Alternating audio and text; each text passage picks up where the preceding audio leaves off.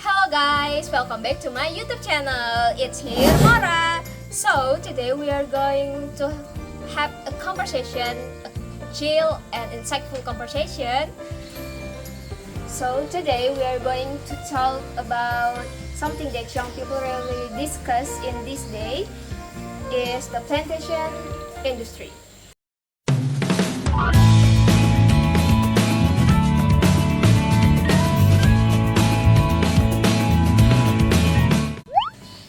Okay, now is here our guest, Mr. Fikri. Thank you. Mhm. So introduce yourself. Yeah, for my introduction, my name is Ahmad Nurajhan Fikri, the CEO of Rubber Co Plantation that I run in East Kalimantan. So before we go to deeper into the discussion, could you tell us a little bit about your business and company? What essentially we do is that we have a private plantation that is rubber, cocoa, and other things like spices and similar things like that. Okay, and what made you interested in running a business in rubber, cocoa, and pepper plantations? What make me interested in running on those three businesses is because the the riches is lucrative, and not to mention seeing nowadays people are more into consuming cocoa. I mean, you can look at it in coffee, in your food, and many other things like that. Not to mention also spices for people like us in Indonesian. We use spices in our daily life when we uh, create or cook an egg, cook fried rice, and many other things like that. Oh, I see. So where are your plantation areas usually located in East Kalimantan? The location of my plantation is near Penajam Pasar Utara.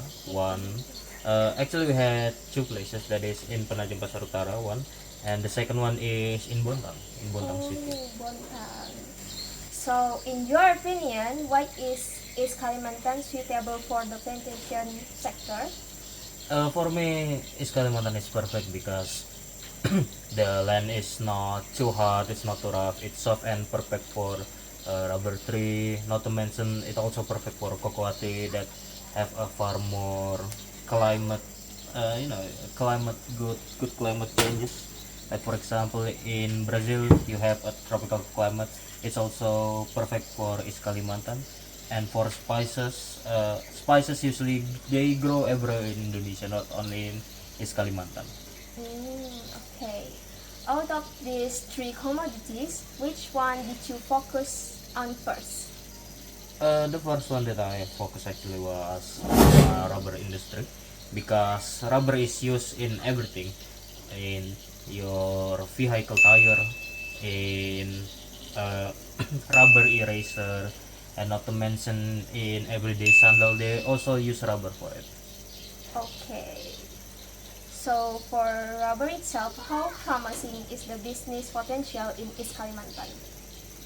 For me, it's very promising. We have secured some agreement. Not to mention that our sale in rubber has been going up since. We could also use rubber for synthetic oil. It's a replacement for oil, if I'm not mistaken. So it's very lucrative. It's very, how do I say it? It's very advantageous for us. Okay, interesting. Which area are well known as rubber producing regions in East Kalimantan, sir? For me, in which area? It's it's in Penajam Pasar Utara, and also Bontang City. But there are new places like in Suharto Hill in Kilo 52, if I'm not mistaken. Okay. So, what is the rubber tapping process actually like? For the rubber tapping itself, usually in a rubber tree, you tie it or you hook one bucket. It's usually 1 liter or 2 liter, if I'm not mistaken. So the employee are asked to cut the tree a bit slowly in every day, if I'm not mistaken, until that said bucket is full. When the bucket is full, we gather it, all of it, into a truck. usually 1 ton or 500 kilogram, and then we process it in a factory in Balikpapan. So, what are the biggest challenges usually faced by rubber farmers or entrepreneurs? The biggest challenge that my employees or farmer usually met is the location. The location is a bit far away from well-known cities or well-established places. Like for example in Bukit Soeharto, it's a bit, you had to go inside the forest first before you could go into the plantation. Not to mention the constant changing weather in East Kalimantan really sometimes it's really halt our transportation. So yes, that's the challenge that we face. Okay, how do you maintain the quality of rubber product to keep them good? To maintain our such good quality of our rubber product, we usually do it retest and evaluation. We also have keep a sample from each year which rubber tree that are far more suitable for our clients' need rather than we follow the trending season. No, we don't follow the trend. We make our own trend of that is if this one plantation is already good, then we keep using that said plantation to keep our product. Are rubber price heavily influenced by the international market, sir? Yes, it is actually influenced by international market because we could see in Asia itself, rubber prices are currently skyrocketing because we could see in China and India they are begin to modernizing the country. Not to mention places like Japan that have various car factory also uses rubber. While in Europe, we could see that rubber our rubber prices are going down because the not ongoing guys, I would say the stagnation that are happening in Europe right now, because in the West there are trend that people frequently use public transportation rather than their own private transportation. As for in America, our rubber prices are keep going up and up more and more because like I said, rubber not only could make tire, but it could also make for a rubber eraser. It could also do it synthetically for gaining fuel in them. And America surprisingly need a lot of fuel. In other places like South America or Latin America, rubber prices are also going down just like in Europe because I don't know, because they are more dependent right now in South America rather than in Europe or in America itself. In for Africa and the Middle East, the rubber prices are currently going up in the ongoing crisis right now in the Strait of Hormuz or the current Israeli conflict, because rubber not only used in civilian life, but it's also used in military uses for tanks, not tanks, but truck, truck, truck tire and many other things like that. Rubber also could be used as a protective part of the army helmet, if I'm not mistaken. Oh, so that must take a lot of work. Yes, it's take a lot of work and it's also take a lot of quantity of rubber to do such thing. Okay. So, what kind of rubber products are you developing right now? I think for my company we are currently developing more, I would say much more of a quality control for our raw product. That is the first one because we want to maintain the good quality. And the second one, we are currently developing a new generation for vehicle tire. For example, you could take a car. It's usually only need 1 year of or 2 year of constant use for the tire to be replaced. But instead of that, we want to develop a new tire that will last 3 to 4 years. So, of course, it will be pricey, but it will also be worth the price. Okay. We also have a local example of our rubber product that is karet gelang. This could be used for many things, such as one, if you have a long hair and you want to tie it very simply, you could use ini karet gelang like this. I cannot do it because my hair is short. This also could use as a way to package snack or breakfast like nasi kuning, Oh. nasi goreng, and nasi campur. Can I touch that? Yes, you can. Okay. So guys, this is karet gelang from Mr. Fikri. Yeah.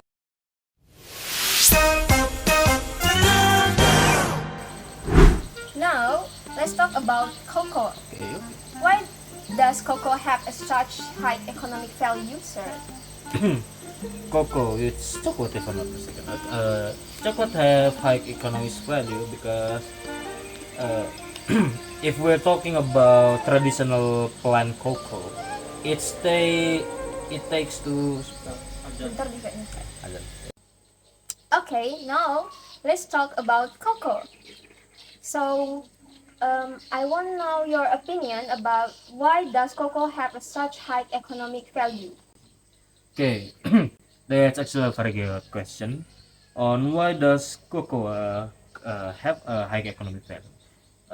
Firstly, for starter, cocoa could not only be used as a chocolate, but it could actually be used as a ready-made snack. If you don't know yet, you could dry a cocoa, a cocoa, yeah, that is small like this, a cocoa seed, and then you could actually just eat it when it's already dry.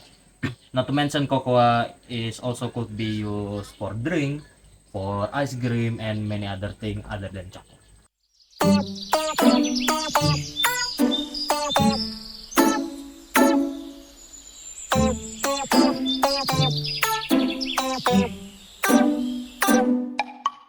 Which areas in East Kalimantan are you known for producing cocoa, sir? If it's in East Kalimantan, the only place that I could say is in Brau. In Brau, they have not only the cocoa plantation, but they also already have the processing factory and also the packaging factory. Okay. So it's also could be locally made. In the cocoa business, how important is the fermentation process? It's very important because without fermentation, cocoa could not be processed into further commodity like chocolate, like drink, and so also things like this, like bang bang. Bang bang are actually, it have a cocoa in there in its chocolate places. And other things like choco, this is also made from cocoa that had been fermented. And the other thing is chewy cocoa that you can eat like this. So, behind the delicious chocolate or cocoa, there's actually a long process. Yes, it's actually have a long process. So, what happens if the cocoa processing is not done properly? If it's not done properly, the cocoa does not spoils. No, not like any other processed food or raw material, but the quality will drop actually. The quality in cocoa if it's not processed thoroughly or not fermented completely, it will ruin the quality of our product. So I heard the cocoa fermentation is extremely so important. Yes, it is so important for many products. Okay, so next I want to ask about what are usually the biggest challenges in cocoa cultivation? The biggest challenges for us in our cocoa cultivation is I could fall it into three categories. The first is the unstable season or the always changing season and weather in East Kalimantan or Indonesia in general.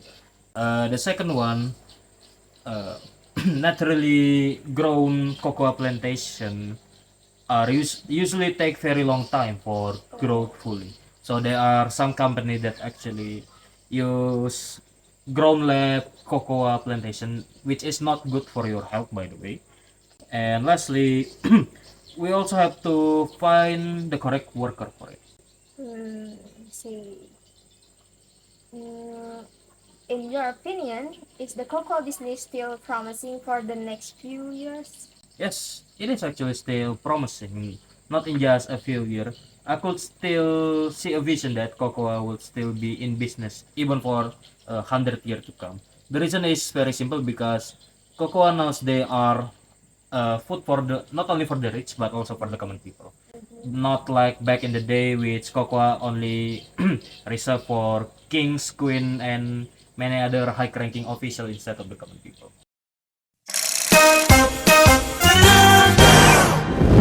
Okay, now let's talk about pepper. So, I want to know your opinion about why is pepper still considered an important commodity today? Okay. Pepper is still considered advantageous or a rich commodity today because even though we already have fridge or refrigerator to keep our food from spoiling too fast, people still need that kind of spices or that kind of flavor in their food and in their mouth. That's why people even from Europe nowadays they still yearn for the spice. They still yearn for pepper too. So, where are pepper plantation usually found in East Kalimantan? Pepper plantation in East Kalimantan is there are actually plenty of it, not only in region like Brau, but there are also region like in Penajam, in Balikpapan, Tanah Grogol, in Bontang, and in also Samarinda. What's the difference between black pepper and white pepper?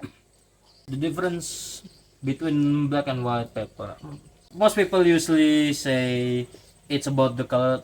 It's actually not just about the color that the difference between the white and black pepper. Usually black pepper are for seasoning food that's already been cooked, while white pepper are usually for preserving food. So, it's not about the color. No, it's not about the color, but it's also about the functionality of it. Next is I want to ask about why is pepper considered more sensitive compared to other crops? Pepper is considered more sensitive than other crop because when we see like rubber crop or cocoa crop, you could say it's very big actually. It's very big, and it's also what the strength in other crop is it's their size because usually you could see it. While for pepper plantation or pepper crop are usually more smaller than any other crop because I forget how small it is. If I'm not mistaken, pepper crop is size of a hen. No, the half size of a baby hen. If I'm not mistaken. But usually it's also depends on what kind of pepper that you actually planted. Okay, out of these three commodities, which one is the most challenging to manage? Actually, it's a good question. Well, but for me and for the rest of my employees and trade partners, we all could agree that pepper plantation or pepper crop is actually the hardest to maintain because not only it's a meticulous process, but it's take a long time for a pepper crop to fully grown so that we could harvest it. Not to mention when we have to, we have to make a product out of it.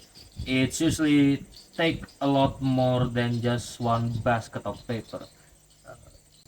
In a year, in a yearly quota, we could use 1 to 3 tons of paper to uh, to fulfill the market's need, not only in Indonesia but in other world as well.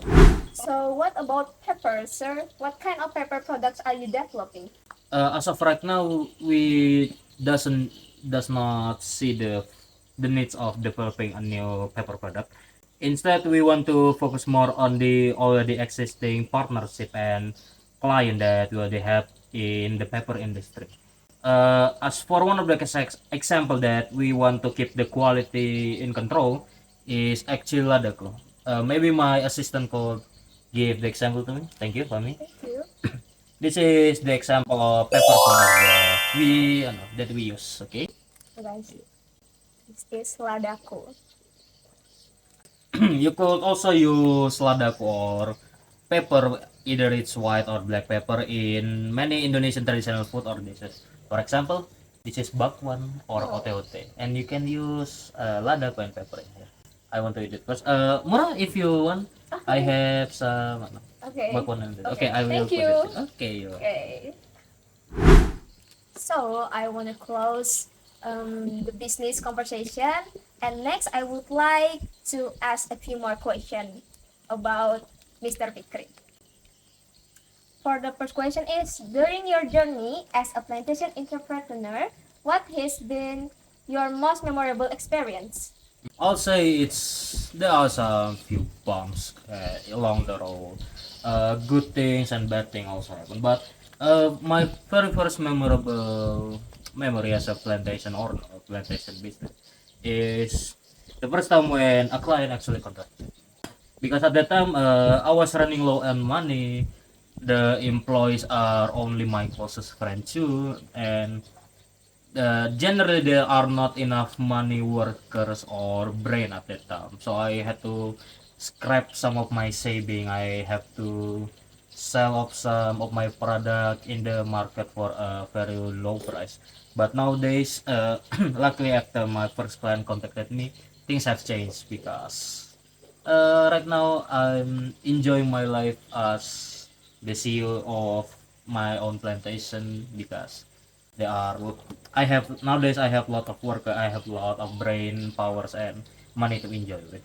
Oh, that must feel really satisfying. Yes, Actually. it is feel really satisfying because it feels like a video game when you in the first level, and then in a few weeks of grinding you become the last level boss of that set game. Okay, interesting. So the next question is, does technology help the development of plantation business in nowadays?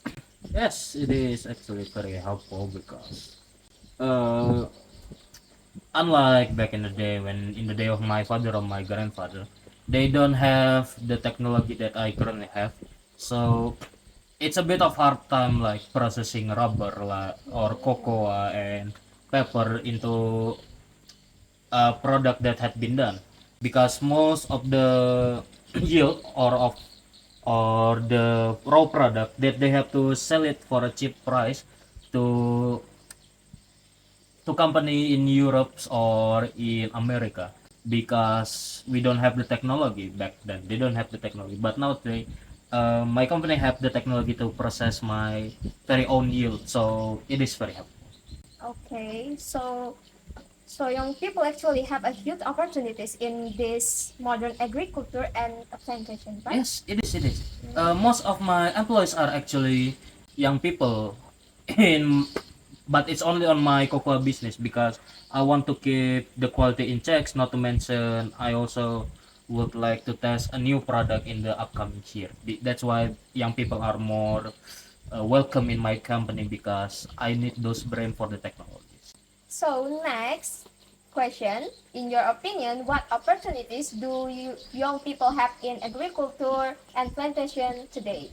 Mm, my own opinion, young people are going to play a larger part in agriculture and plantation nowadays, because the more years go by, the more technology go further, and me as a owner or CEO of my own plantation and company obviously want to play catch up with the technology. So that's why I want to recruit more young people, to employ more young people into my company, because they are usually the one who understand how the technology works. But also I want to balance out it with more experienced workers, so they could give learning experience on how to operate a certain tool, or how to grow more faster in a company.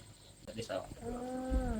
So honestly, I realize that the plantation industry is a huge and full of opportunities, especially for young people. Yes, Right. it is. It is right. It is right. Not to mention because also the much more growing technology and and how do I say it?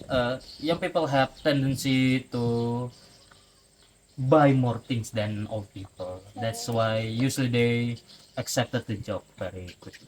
What advice would you give to young people who want to start a business in the plantation sector? My advice is you have to have some basic knowledge about farming and plantation. But what I would most usually advise for young people who want to start their own business is to start saving from their first ever client, and also don't have this sense of complicacy or this sense of that, oh, I already have one client contacted, I don't need another client. No, for young people, you need to look for more client, you need to look for more business partner, because you don't want to only have your company product in Indonesia, you want to have them all over the world. Oh, that is actually impressive, sir. Yes, it is Okay. For the next question and the last question is, what are your hopes for the future development of plantation in East Kalimantan?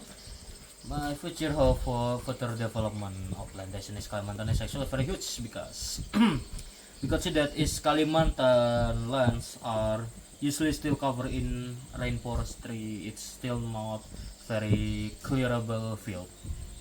My hope is that I want to actually partner with Indonesian government to to create a better plantation, but also create a working field for the people here in East Kalimantan. Not to mention, I also want the government to scale down their olive tree plantation, because it's not actually very how do I say, it's not actually very helpful for the local people. Not to mention, the prices of olive oil are currently going down in the world. That's why if Mr. MF see this video, I hope you will scale down your olive farm plantation, because I want the people in East Kalimantan to have a far more better job than just becoming a regular farmer.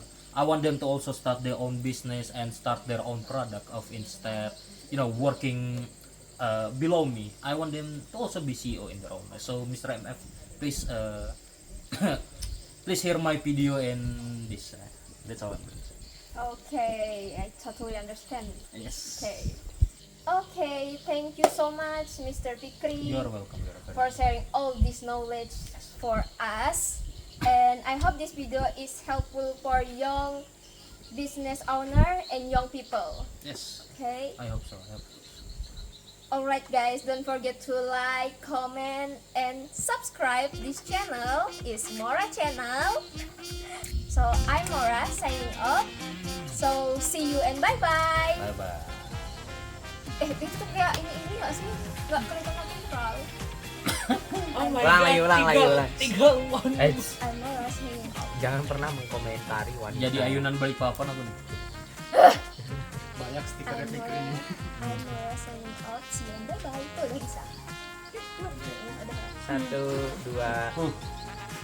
Sabar, ulang. Satu, dua. I'm Mora signing off. See you and bye bye.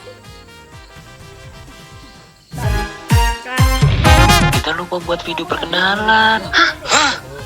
Seriusan? Tenang guys, tenang. Ya udah, ayo buat sekarang. Buat sekarang mana sempat?